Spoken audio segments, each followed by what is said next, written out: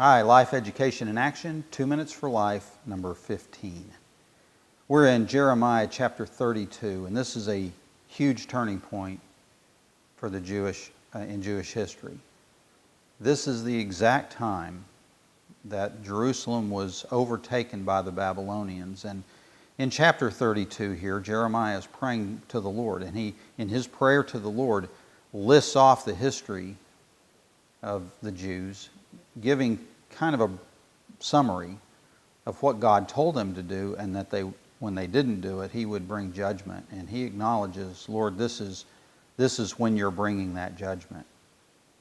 When he finishes praying, God responds back to him and said, yes, this is the judgment. I'm going to let Babylon have this city today. And he goes on explaining why. So I want to pick up in verse 34, read verses 34 and 35. They set up their abominable idols in the house that bears my name and defiled it.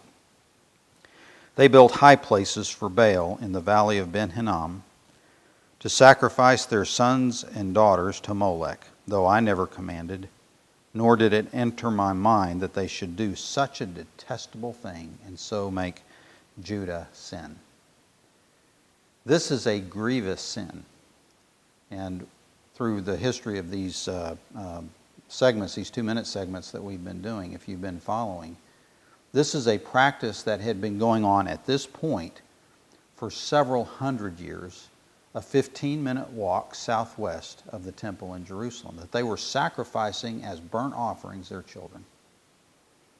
And this is what God judged. It wasn't vague to them. He was telling them very specifically what He told them to do, to choose life. Literally, that was His words.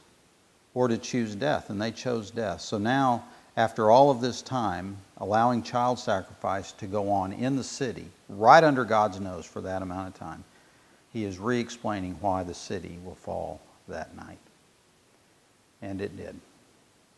So that's number 15. We'll see you at the next video.